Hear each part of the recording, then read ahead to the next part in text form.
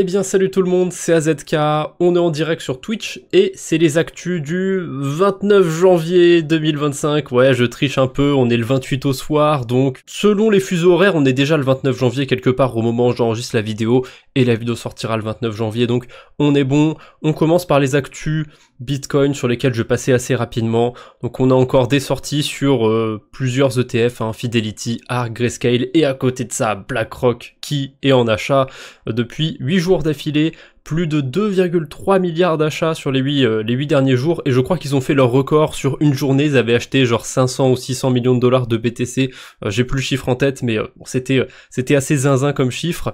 On a MicroStrategy qui annonce un nouvel achat de 10 107 Bitcoin pour 1,1 milliard de dollars. Ils n'ont pas décidé de ralentir, a priori, sur cette année 2025. Je crois que Michael Saylor, il l'avait dit, qu'il comptait pas s'arrêter, il comptait pas ralentir. Donc écoutez, on était prévenus. Par contre, c'était un prix moyen de 105 596 dollars par Bitcoin. Ça fait quand même un petit prix. Enfin petit, c'est façon de parler, bien évidemment. On a Metaplanet qui a émis 21 millions d'actions, probablement un chiffre choisi aléatoirement, levant 745 millions de dollars pour acheter du Bitcoin, évidemment.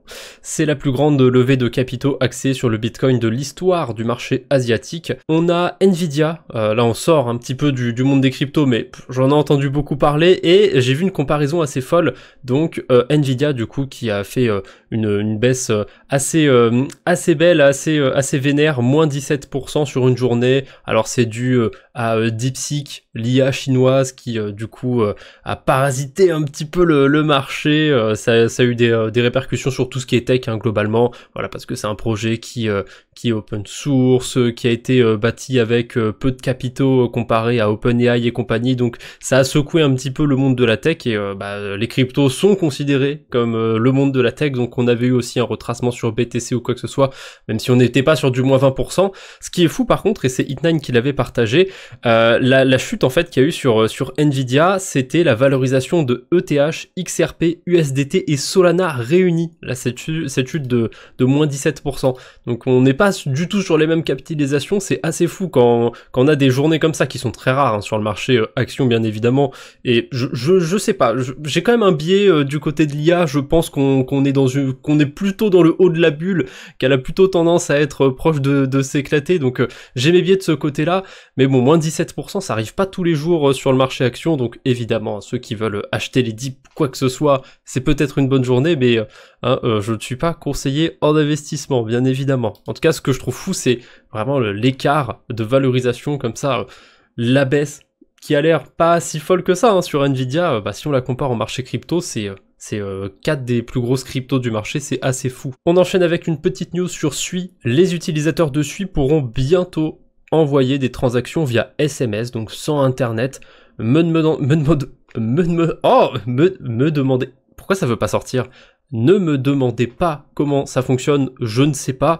Je suppose, par contre, j'ai une petite intuition que ça fonctionnerait probablement avec le projet Carrier. J'en avais déjà parlé de ce projet dans une vidéo où je spéculais sur des collections de NFT pour des airdrops. Ils en faisaient partie sur la blockchain Sui, je me rappelle, et c'est un projet qui avait pour but je crois de créer une sorte de réseau téléphonique, quelque chose comme ça, je m'en souviens plus du tout. C'est un peu flou dans ma tête et j'ai pas particulièrement suivi le projet depuis.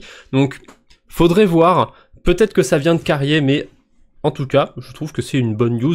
Ce sera pas particulièrement utile, je pense, en France ou dans les pays où on est bien connecté, quoique. Il y a quand même des coins vachement paumés en France. Je sais pas s'il y en a qui sont dans la Creuse ou quoi que ce soit, mais bon, c'est quand même connu pour être une région pas terrible. Donc oui, je suppose que même en France, ça pourrait être utile finalement ce genre de fonctionnalité. On enchaîne avec World Liberty Financial qui continue d'investir l'argent de sa presale. D'ailleurs, je viens de penser à un truc, mais n'importe quel autre projet qui aurait fait une levée de fonds, s'ils avaient investi l'argent de leur levée de fonds sur des tokens comme ça, je suis quasiment sûr qu'on leur aurait tapé sur les doigts. Là, comme c'est World Liberty Financial, c'est Trump et compagnie derrière, ça va, il n'y a pas de problème. Donc ils ont investi 2 millions de dollars dans le token Move. Le projet Movement fait partie des entreprises qui discutent de l'utilisation de la blockchain pour le DOGE, le DOGE, Department of Government Efficiency, dirigé par Elon Musk. Quand même sacrée coïncidence cet achat. Et d'ailleurs ça n'a pas eu un effet si fou que ça. Alors je suppose que si on regarde les mèches sur les exchanges et compagnie, ça a dû aller probablement à plus d'1$, mais on est passé de 70 centimes à, là on est à 80 centimes et on a eu un pic à 90 centimes d'après CoinGecko, donc un 30% sur l'espace de quelques heures. Donc je sais pas, je m'attendais à un peu plus que ça, même si bon, c'est pas un achat de fou furieux, c'est 2 millions de dollars. Ensuite, on a la France qui ouvre une enquête judiciaire à l'encontre de Binance pour blanchiment d'argent, fraude fiscale, trafic de stupéfiants et plusieurs autres chefs d'accusation. J'ai l'impression d'avoir déjà entendu cette news, d'avoir déjà vu ça. J'ai pas été vérifié, je suis pas sûr à 100%, mais je sais pas. J'ai comme eu une impression de déjà vu quand j'ai vu ça, je me suis dit, c'était pas arrivé il y a 1 an ou 2 que Binance, enfin que la France ouvre une enquête sur Binance déjà. On enchaîne avec les levées de fonds. On commence par Pod Network qui a levé 10 millions de dollars. Alors la description sur Crypto Fundraising est très simple, donc c'est une blockchain de Layer 1, et ce qui est intéressant sur leur description Twitter, c'est que ils ont écrit qu'ils veulent rendre le Web3 aussi simple et rapide que Google Search. Sur le papier, j'aime bien l'idée, après, il y a déjà plein de projets qui ont essayé de vendre cette idée, et j'ai jamais été très convaincu par tout ça. On a aussi Moonshot et SonarWatch qui ont été acquis par Jupiter. Donc SonarWatch, c'est une plateforme de tracking de portefeuille, et Moonshot, c'est un équivalent, enfin c'est une copie, je sais même pas si on peut dire une copie, je pense pas que c'est une copie, ouais, je vais rester sur équivalent. C'est un équivalent de Pump.Fun sur Solana. Il me semble que Moonshot c'est développé par DexScreener, ou ça a été lancé par DexScreener, je sais plus trop, il y avait un lien avec DexScreener, ou alors ils l'ont intégré, je crois que c'est plutôt ça. DexScreener l'avait intégré directement. Enfin bref, Jupiter les a acquis. On a accru une plateforme de paiement africaine cross-border, comment on dit cross-border, transfrontalière je crois. Ouais c'est ça, transfrontalier, trop fort. Merci, la petite traduction Google. Donc ils ont levé 1,6 million de dollars. Pourquoi pas? Encore une fois, je dis toujours pourquoi pas, faudrait que je trouve des expressions similaires qui ont le même sens. On a aussi Inception LRT, un protocole de restaking liquide décentralisé qui a levé 3,5 millions de dollars. Bon, on a l'habitude de voir ce genre de protocole maintenant de restaking, de liquid restaking. On a Pell Network, un protocole de restaking sur BTC, et d'ailleurs pas que BTC, on peut déposer d'autres tokens, qui a levé 3,5 millions de dollars. Il me semble qu'ils avaient déjà fait une levée de fonds il y a quelques temps de 3 millions de dollars. Et concrètement, pour moi, Pell Network, c'est juste un protocole à points. Je sais pas si c'est très sérieux ce qu'ils développent derrière. Mais écoutez, a priori, ils développent des trucs, hein, je veux bien leur laisser le bénéfice du doute. On a World Liberty Financial qui a levé 10 millions de dollars auprès de Web3 Port, donc je suppose que ils ont vu l'engouement, ils ont vu le token Trump, ils se sont dit, on a des sous de côté, Trump il avait aussi un projet DeFi, ce serait bien de mettre une bille dessus, sûrement qu'ils ont un prix avantageux par rapport au lambda qui a dû acheter ces tokens sur la pre-sale. Donc écoutez, hein, tant mieux, j'ai envie de vous dire, ce sera de l'argent qui sera réinvesti encore sur l'Ether ou d'autres tokens, on verra bien. Et on a encore 2 petites levées de fonds que j'ai pas trouvées sur Crypto Fundraising, et de temps en temps j'en vois passer ailleurs. Donc on a Easy Labs. Pour rappel, Easy Labs, c'est Binance Labs à présent, il me semble que j'en ai parlé dans le dernier DeFi Actu, et j'en ai parlé aussi dans la dernière vidéo de la chaîne principale. Voilà, la vidéo qui est juste ici. Si vous l'avez pas vue d'ailleurs, hein, n'hésitez pas, il y a 2-3 trucs sympathiques à farmer sur la Binance Smart Chain. Faut prendre quand même quelques concessions, parce qu'on est sur un écosystème qui est... c'est la Binance Smart Chain quoi, donc c'est pas très transparent, c'est pas très décentralisé, mais bon, il y a quand même 2-3 trucs que je trouve sympathiques à farmer. On en reparlera peut-être d'ailleurs d'un des protocoles de la Binance Smart Chain pour ceux qui sont sur le live. En attendant, on revient aux actualités, donc je parlais d'Easy Labs qui était anciennement Binance Labs, je suppose qu'ils se sont renommés pour plus trop avoir cette image de boîte crypto et de pouvoir investir de manière plus street crédible dans d'autres domaines. En tout cas, là, ils sont toujours dans leur domaine de prédilection, on va dire. Ils ont levé 16 millions de dollars pour une plateforme de simplification des airdrops crypto appelée Sign. Et la dernière levée de fonds, j'ai pas le montant de la levée de fonds, mais on connaît quand même la valorisation. Ça a été fait avec une valorisation de 1,1 milliard de dollars et c'est Humanity Protocol qui a levé des fonds qu'on sait pas combien, avec une valorisation de 1,1 milliard de dollars, avec Pantera, Capital et Jump à la tête. Humanity Protocol, j'ai pas creusé plus que ça parce que c'est sur testnet, ça m'intéresse pas plus. Aucune idée de ce que ça donne comme projet. On enchaîne avec le reste de l'actualité. On n'a pas de minute DeFi parce qu'il y avait trop d'actualités sur lesquelles j'avais envie de m'étaler, donc j'ai pas pris des petites actus par-ci par-là.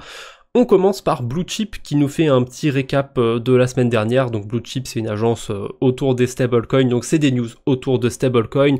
On a Circle qui a acquis Hashnote, donc Hashnote ils émettent le USYC, si je dis pas de bêtises, c'est des bons du trésor américains sur la blockchain, donc c'est notamment utilisé par Usual Money, ce bon protocole français qu'on aime.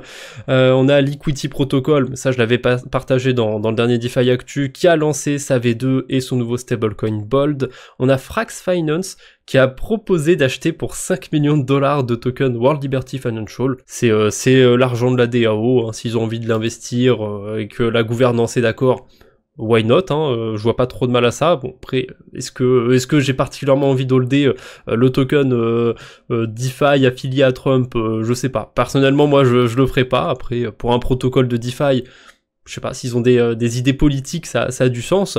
Ensuite, on a le régulateur, j'allais dire américain, non, le régulateur européen qui pousse les exchanges pour la compliance avec MiCA. J'arrive plus à trouver le mot compliance en français.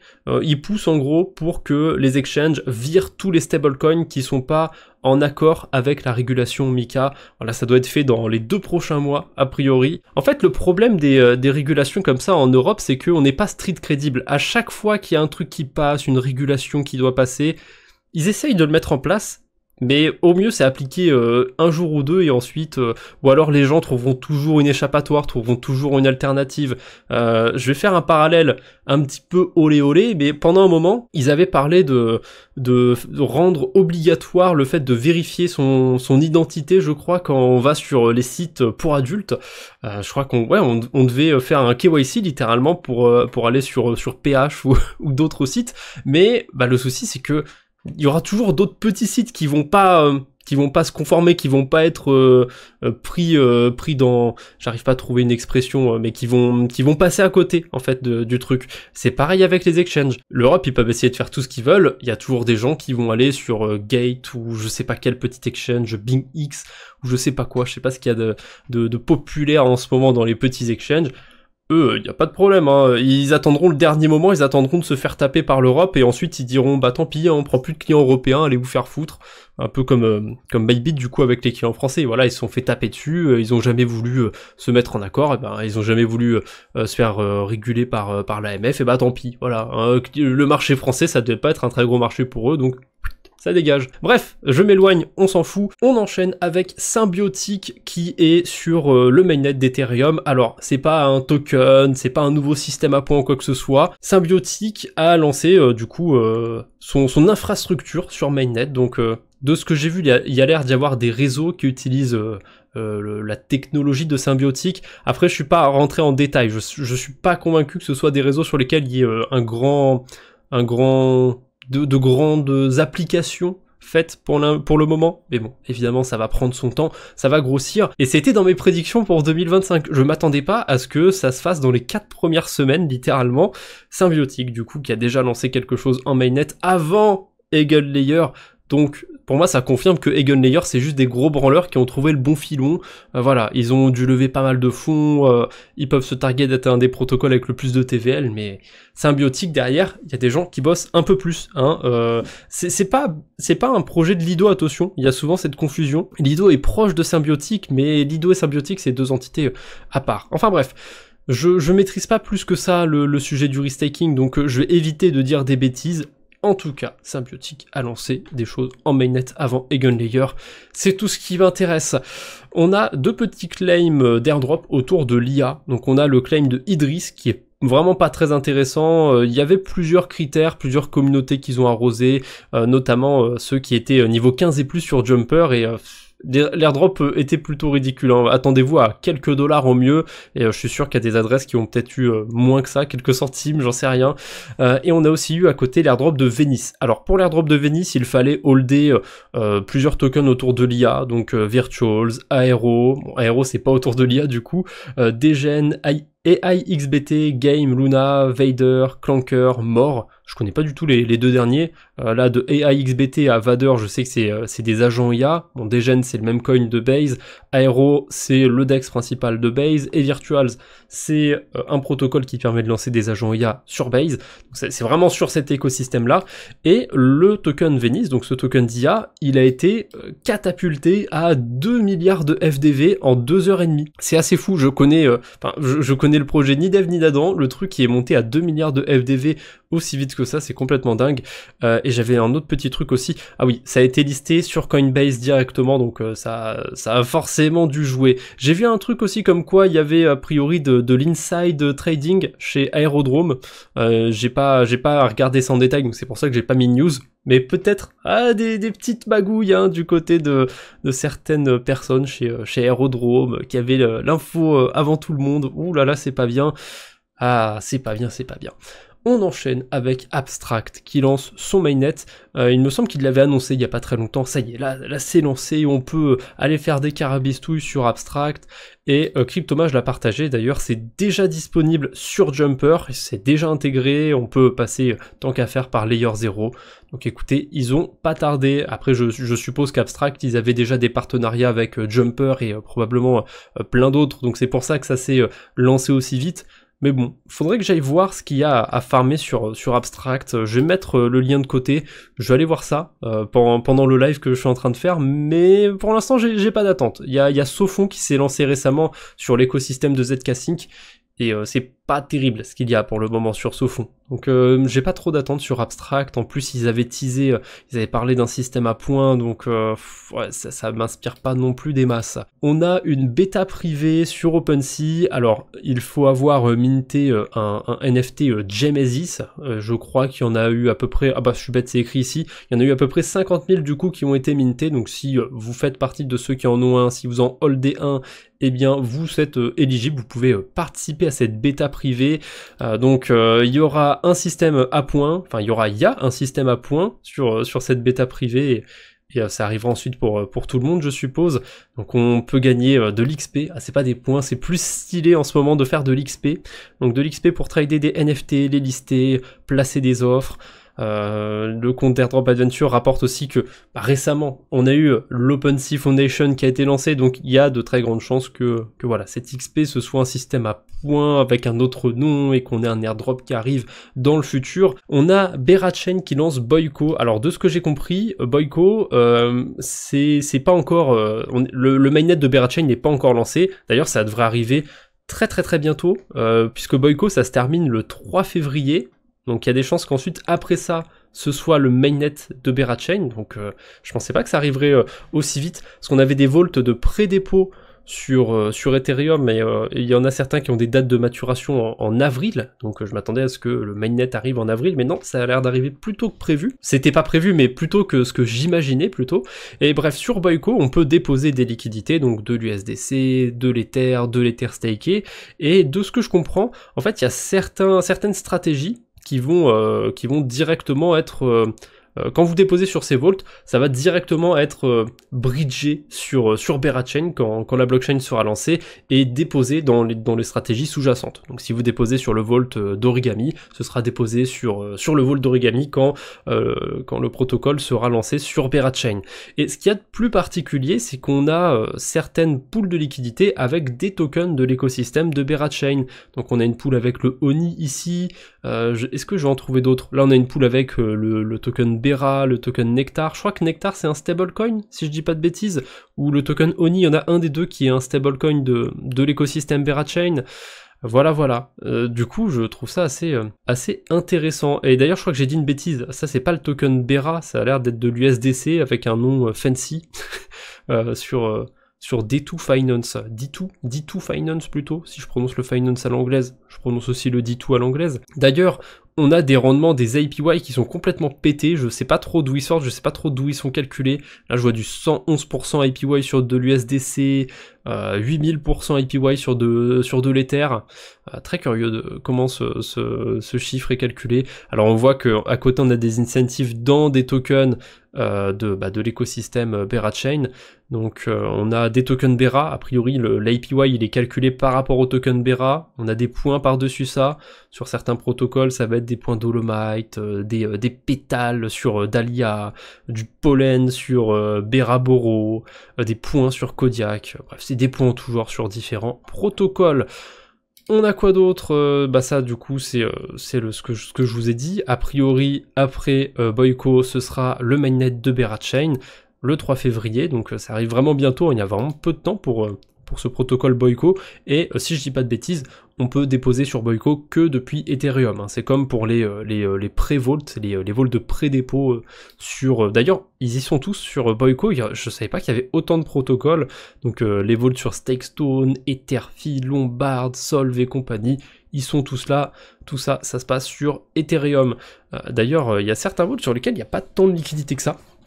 Je pense que c'est surtout parce que les gens vont privilégier les protocoles sur lesquels on peut farmer des airdrops, ou alors c'est des protocoles sur lesquels il y a des VC qui sont déjà investis. Je vois Solve notamment, ils ont fait leur airdrop, donc sûrement des VC, hein, sûrement des Binance ou autres qui ont encore des liquidités qui traînent probablement. J'en ai aucune idée. On enchaîne avec l'avant-dernière news, donc le subnet BitTensor de mode autour des agents IA a été lancé, c'est live sur mainnet. Ça m'en fait bouger une sans faire bouger l'autre, hein, pour être honnête, mais je l'avais déjà partagé avant quand c'était en testnet, donc voilà, maintenant c'est en mainnet. À voir si ça va avoir un effet, si ça va relancer un petit peu la hype du côté du token mode. Je me rends compte que les miens, j'ai toujours pas unstaké les tokens, il faut que j'y pense, il faut que j'aille les unstaker. Et pour terminer, c'est une news, mais c'est aussi le même du jour. Donc on a un protocole qui est traqué par DeFi Lama sur Sonium. C'est un VE33, donc un mécanisme un petit peu comme un aérodrome, un vélodrome. Et ce que j'ai trouvé marrant, c'est que ça s'appelle Sonus Exchange, et le logo on dirait un trou de balle. Voilà. Alors, un trou de balle, voyez celui que vous voulez, hein. Ça ressemble aussi à un impact de balle, hein, si on avait tiré sur un mur par exemple. Et il y a carrément Sonium qui a mis un petit commentaire, voilà, ils ont mis le petit disque sous le post de DeFi Lama, donc il valide Sonus Exchange. Sonus, oh, c'est pas très joli comme nom, mais écoutez, pourquoi pas, il en faut pour tous les goûts. Bref, c'est tout ce que j'avais pour les actus du jour, j'espère que ce format vous aura plu. N'hésitez pas à venir le mardi, là maintenant c'est à peu près sûr, tous les mardis je serai en live sur Twitch. On se retrouve bientôt j'espère, d'ici là portez-vous bien, salut tout le monde.